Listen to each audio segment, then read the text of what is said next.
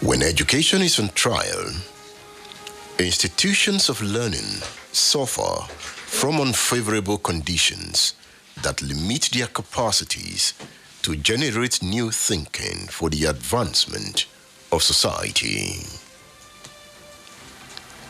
These institutions become short of innovative ideas as they are enveloped in values of underdevelopment.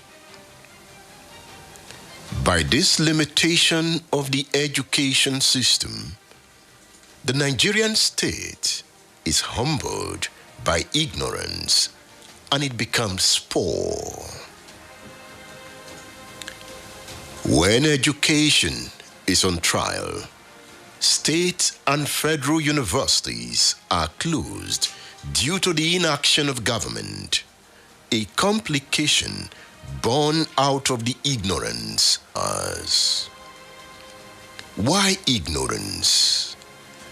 When you close educational institutions, you dim the light of any state. When the political leadership feels comfortable rigmaroling from one political campaign to the other, while universities are shut, it speaks loudly of their ignorance of the essence of education. No wonder the country grows poorer.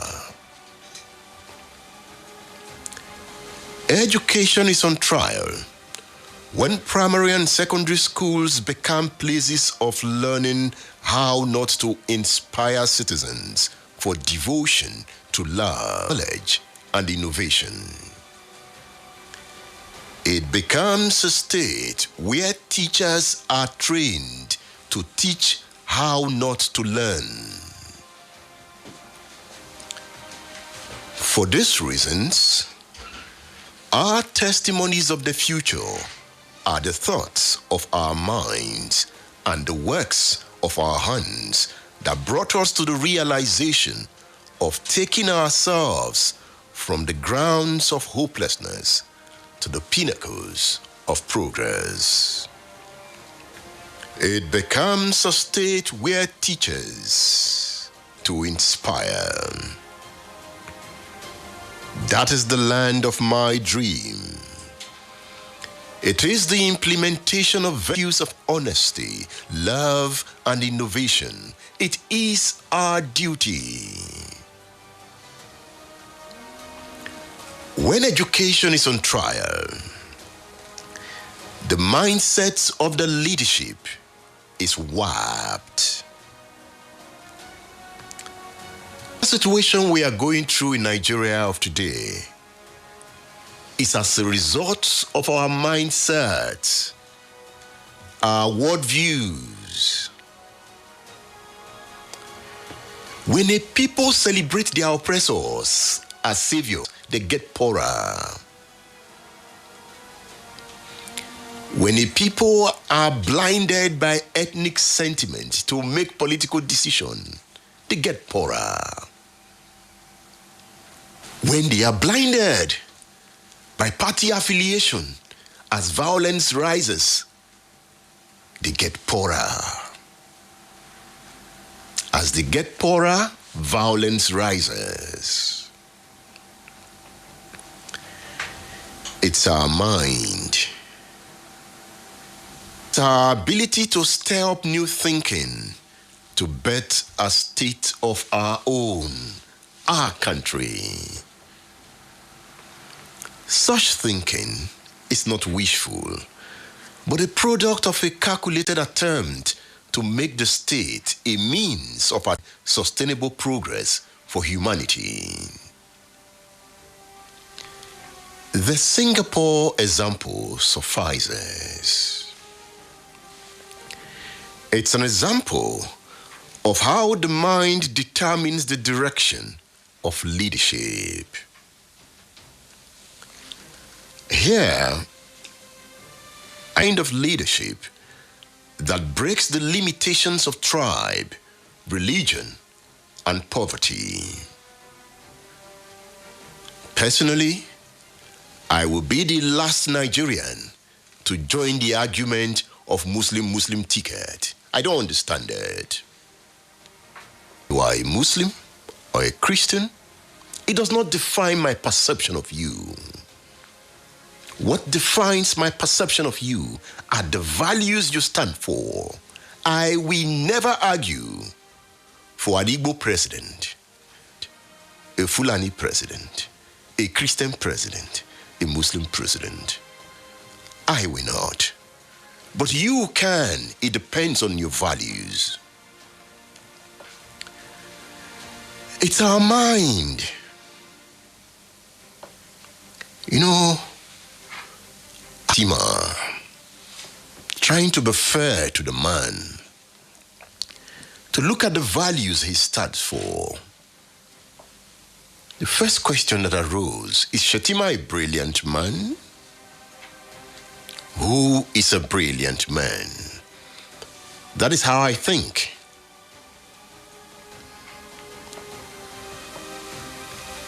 I am looking for that breaks the limitation of tribe, religion, and poverty. A leadership propelled by a worldview of self-belief and determination to make things right. That is what Lee Kwayu represents. So this class this morning is a lesson in prudent leadership, an example of an extraordinary personality. I talk about the father of Singapore. I will always use him as a case study. I will always use Al Maktoum of Dubai as a case study. I'm yet to use Paul Kagame of Rwanda as a case study due to one or two reservations. I also understand the journey Rwanda has gone through. The Rwandan genocide is one of the worst things that can happen to a people. So if there is a man called Paul Kagame who has been able to bring stability to a ravaged society, no matter the limitations, I give him some credit. And when I listen to the mental capacity of Paul Kagame, I understand why he has been able to sanitize Rwanda. I don't get that inspiration from Atiku. Neither do I get it from Tinubu. However, are leaders in their own right. Lee Kwayu led the emergence of a nation state by substituting resources with discipline, ingenuity, and superior intelligence. Lee took Singapore, by far the smallest country in Southeast Asia, from poverty, third world, to posterity, first world. In his book, From Third World to First World, he says, we cannot afford to forget that public order, personal security, economic and social progress, and prosperity are not the natural order of things, that they depend on ceaseless effort and attention from an honest and effective people must elect. You know, sometimes I get letters, opinion, why this person cannot win election. Is that what bothers me? Why this person cannot win election? Is that the issue? So because he cannot win election, I should not have my own conviction? That is your own idea. I don't base argument on why he cannot win election. I base my argument on what are the values he represents. Stop telling me why he cannot win elections. That's not my interest. And when I look at those arguments, I say, what? Even if I'm the only person to vote for the person I like, I stand by my conviction. So don't help me by telling me why somebody cannot win election. It's based on my conviction. And if I'm the only one who decides to vote for him, that is my conviction. That's how I run my life. I don't get why somebody cannot win. I ask, does this represent some of the values that I hold dear? That's the only thing that drives me. Yes, if you ask me, there's no candidate that thrills me to the limit presently.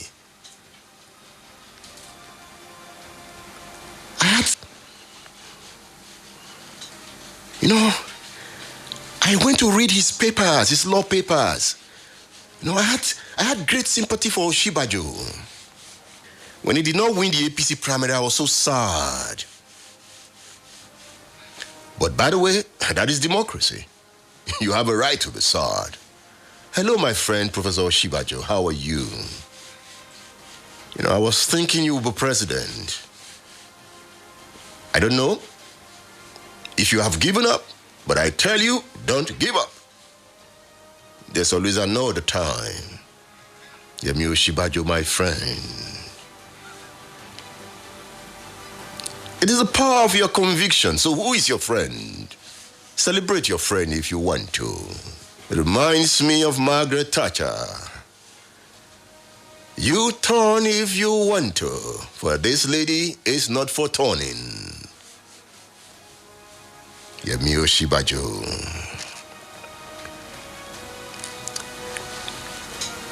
Now, the mindset that Lee Kuan Yew brought to the development of Singapore, the advanced Singapore of the moment, that was a country in the 1960s that had similar development challenges like Nigeria.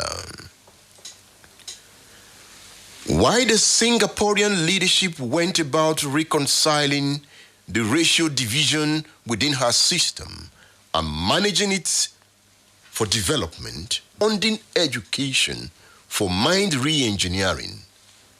What did Nigeria do? She mismanaged her ethnic question and descended into a bloody civil war. The thoughts of Nigerian leadership have always been narrow and selfish. And the Buhari government, represented by APC, represents narrow and selfish leadership. And you can see why the country has become. Tinubu represents narrow and selfish leadership. He's a member of the APC, that party that has dragged Nigeria into the abyss, internal insurrection in all geopolitical zones. Atiku's party presents that too, because they laid the groundwork for what Nigeria has become since 1999. That is not to say Peter Obi is not among them, because he was also a leader for 8 years in Anambra State. Anambra today is one of the most violent states in Nigeria. Peter Obi cannot deny responsibility for what Anambra State has become. What about Edmondo Bilo? Radio man, you must take some responsibility too for what Nigeria has become, because you have been on radio in years. What has your program done to solve the Nigerian problem? Fellow countrymen and women, I also take responsibility for what Nigeria has become.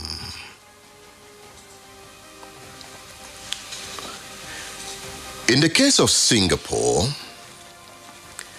Lee Kuan Yew and the leadership class managed the race riots of the 1960s in such a way that bred love and responsibility.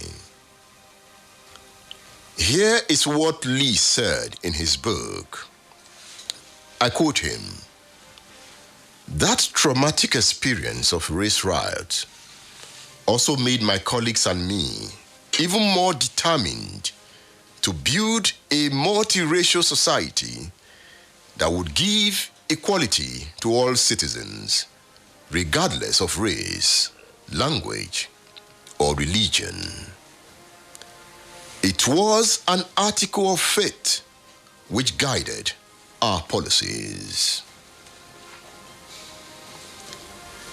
Lee said, by following this path, Chief of Singapore installed first world infrastructure for Singapore, a country with little natural resources, and turned it to a global center of trade and a beacon of posterity.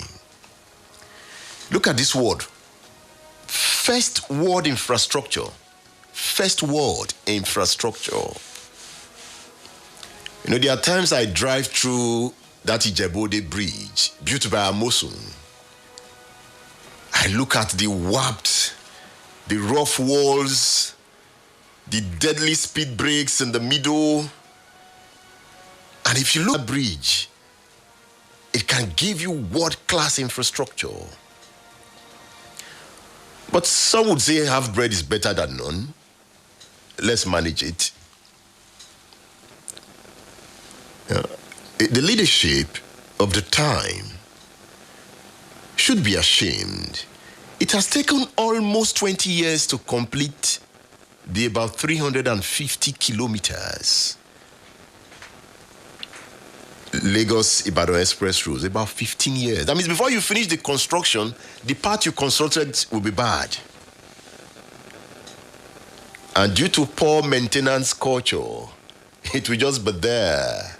You leave potholes.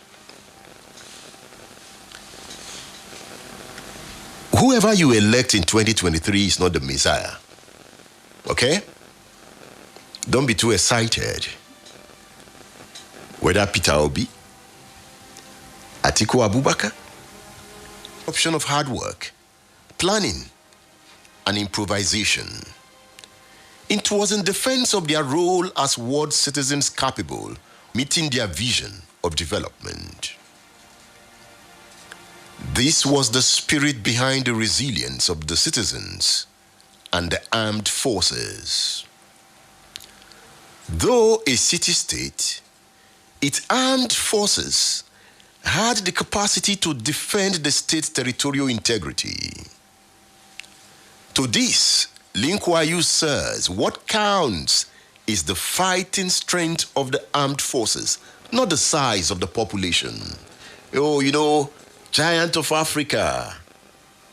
What giant? Giant what? A giant that cannot police the Lake Chad Basin. ISWAP is running riot in the Lake Chad Basin. Boko Haram is still controlling local governments in Borno State. The military has become incapable of checking insurgencies, so more are springing up in different parts of the country. When that happens, the leadership of the state is weak, lacks the capacity for inspiring leadership. Listen, Lee Kuan Yew says, what counts of the armed forces, not the size of the population. He says, the war-making potential of a small, vigorous, well-educated, and highly motivated population should never be underestimated. And that is what you find in ISWAP. Boko Haram, they are motivated fighters. See, they can hit at heavy military targets and get away with it sometimes. They have leadership capable of motivating the fighters to go and die. The Nigerian leader to motivate Nigerian citizens to die for the country. You know, you hear it's who and die. You know, when you have great leadership, you will motivate the city. Do you see how Americans want to fight for America? It's a product of great leadership. America has never lacked so. You know, Bola Ahmed Tinubu called for the recruitment of young persons into the army. You know, I will read comments of young persons, say, Siam, he wants us to go and die. What about his children?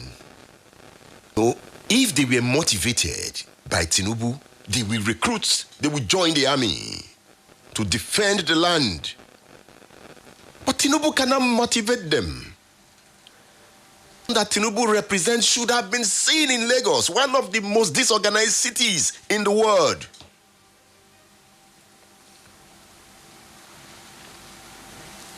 Look,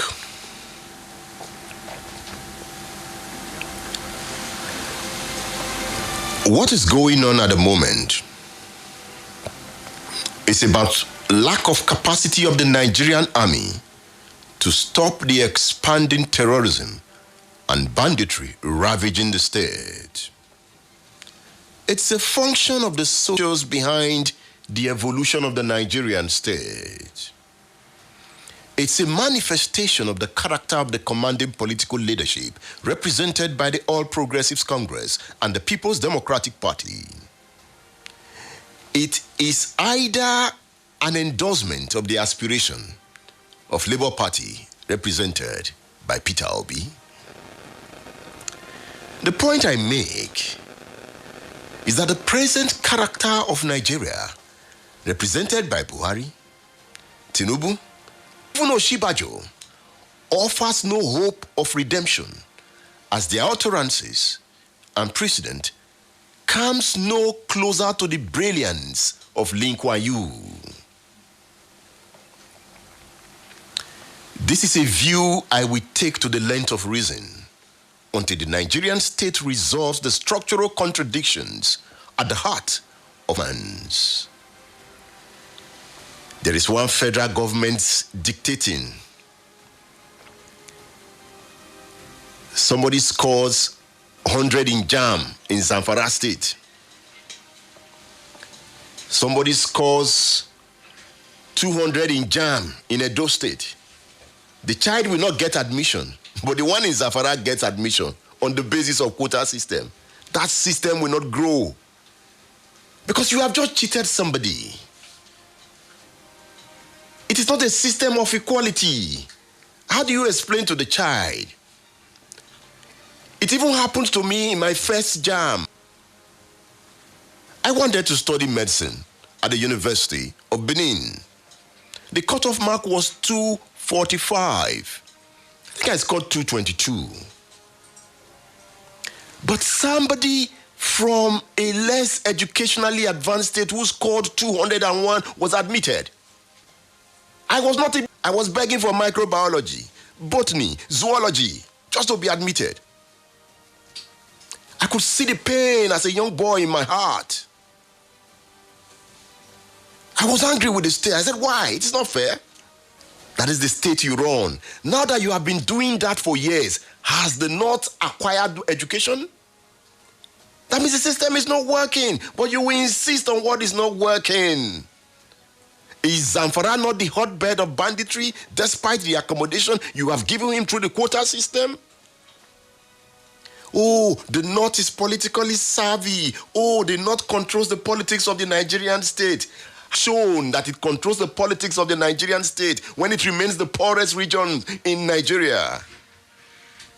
Oh, Kanu, the votes coming from Kanu, the votes coming from Katsina. What is the value of the vote when they are poor?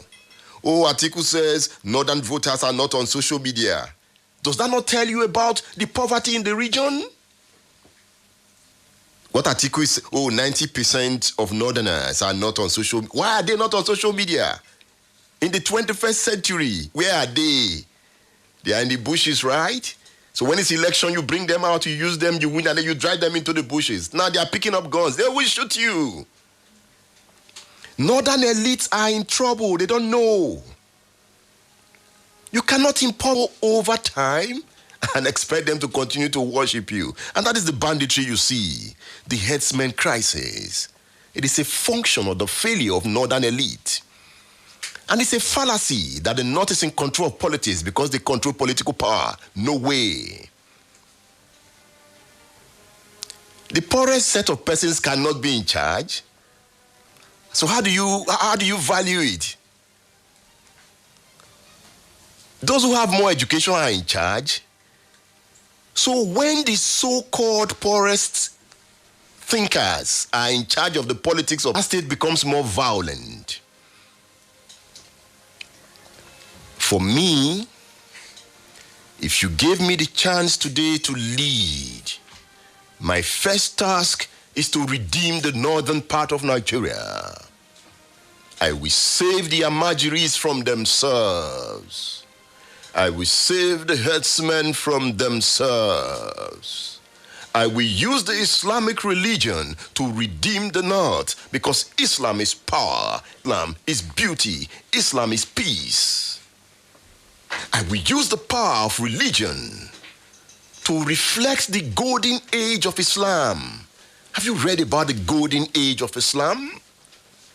How Baghdad, the capital of Iraq, was the center of global intellectual works. And with Islam? So when I say he's an Islamic man, what makes him an Islamic man? Because he goes to the mosque and to worship? It is more than that. It's about values. What are the values? The radio man is in his class. Remember, I'm a student in this class. So I learn. Let's learn together. I want to know who is in this class. Bosun is here.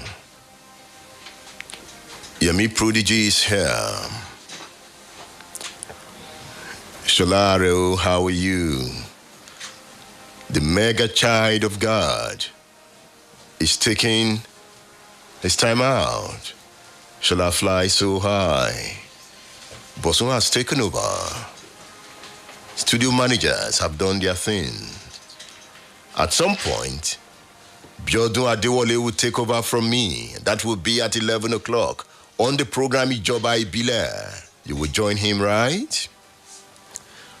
Bosun, let's know who is in the class. I want to hear some voices. 080915 51055 and 080569 98678. Hello. Hello. Hello, good morning. Good morning, Edmond. Yes. This is Lulu Martin. All right. Make your point, sir. This morning I just want to talk about this notion that a lot of people used to say, that if you vote one particular candidate and then you lose your vote, that notion, that statement can bring me a lot. Why would you be saying that I vote for someone and then I will lose my vote just because that person is not popular? What gives you impression that that person cannot win the election? That I should vote for the particular person because I vote for that particular person, the person win the election, then I'm satisfied. My conviction is that if I vote for one particular person, it's not of your own to tell me that I lose my one also bueno. That notion is very bad. Let me vote for who I really trust, who I know that this is the person that can do it. And if I lose it, the one I've been losing since 1999, what? Of the benefit of all those votes gives to me, telling me that I will lose my vote. That is very bad. That is just I wanted to point out this morning. Thank you. Thank you. Remember, we are streaming on all social media platforms. We are streaming on Splash FM Facebook page, on Edmond Obilo's page. We are streaming on Hello, good morning. Hello. Good morning, Edmond Obilo. Good morning. My name is Babalola Peter Oluwarotimi. Oh, Mr. Peter Babalola, good to have you. You are welcome. I've been enjoying your analysis since you have started the program this morning. You know, the other time we were at UI during the birthday of Papa. I asked unfinished question. I asked Abuki that, by my own observation, I don't think there will be election next year because of the bandits, Boko Haram, and the likes. And he answered that come sunshine, there will be election. Well, I don't know how government is going to do it. Probably they are going to tell them to stop killing people during election or adopting people during election. Well, let us hope that Nigeria is going to be good. Thank you for listening. Radio station. The lines are open. 080569 98678. You can call 070694 93000. Hello, good morning. Good morning, Edmund Ovilo. Good morning, Barrister Ijiruka. How are you doing? I'm fine. The intro this morning was fabulous. It was a potpourri. It covered a wide range and diversity of topical issues. Almost impossible to react to every one of them. But I will try a little bit. You see, when you talk about Atiku and Buhari, we must also remember who he was. Atiku and Buhari had British education. And you know, even though as an adult now, my British have won terribly because of the amalgamation of Southern and Northern Nigeria together. It was a terrible tragedy. So my love for the British have won. But it will not stop one from acknowledging the truth. When it comes to education, the British are there right at the top. They give sound education in Britain. In fact, they have a double first class from Oxford. So why will he think like the Nigerian politician of today, of yesterday? It's not possible now. The people who have sound education, when they had the opportunity, we saw the difference now. Remember I told you that my father, who is a Zikisa, an Ezekiel supporter, told me that the reason why I would deliver brilliant administration in the Western region was because of sound education. He was emphatic. He just told me, I had a sound education. So the present couple of leadership don't have it. There are people looking for certificates, claiming they went to school, they never attended. That kind of leadership can never deliver anything good. It can't. Let me go to another diversity. You talked about if you are going to become the leadership of Nigeria today, what you did to the North. It is not your duty, Edmund, as far as I'm concerned. It's not your duty. Ijiruka wants to be president of Nigeria. I tell you, I want to be president of Nigeria. And I might well be president of Nigeria one day. What I will do is re-engineer Nigeria in such a way that the North will be able to pick from among their own that leadership that will deliver what they need. Because their need is different from my need. I don't understand how to understand Fulani language. I'm not sensitive enough to their senses and sensibilities. You have to look for somebody among them, one of their own, who will be able to put down all the walls, all the wrong things, the wrong ideas, the terrible notions they have in their brain. Wash it off their brain. Format their brain as it is. That is what you need to do. You are not to go there yourself. I tell you, the religion of one God started from the Hebrews. After Jesus Christ had left, and when God wanted to introduce the idea of one God to the Arabs, he didn't send a Jew there. They will kill him. He raised among them their own son, which is Muhammad, the son of Allah. He raised somebody among them. And that was, they still tried to kill him. I hope you know what he faced. But he survived because it was their own. He was a Jew who survived. That's concerning that. And then come to the present woman. Let me tell you. There's no doubt about it that it will be a tragedy. I've said the PDP shot themselves in the foot by picking Atiku and Buhari as their presidential candidate. They tried, but somehow, high wire intrigue, treachery, defeat led to Atiku emerging as the candidate of the. As far as I'm concerned, PDP is the best political party in Nigeria, but they have shot their foot. I will never, in fact, I will campaign against Atiku That is for sure. When the campaign starts, I'm going to campaign vigorously against him. And when it comes to APC, in fact, if I see anybody with the present state of Nigeria now who says that I'm going to the poll to campaign, I will look at the man. I will say you are an extraordinary human being. I will say so much that you will know that my being saying he's special may not really be what I mean. Because I don't know why anybody want to reward APC with this evil and calamity they have brought on the land. Let me stop there for the moment. Good morning. For joining this class. Before we go on this break, let me make this point. If Buhari, Tinubu, Atiku were brilliant, have used the opportunity they've had over time to redeem the land.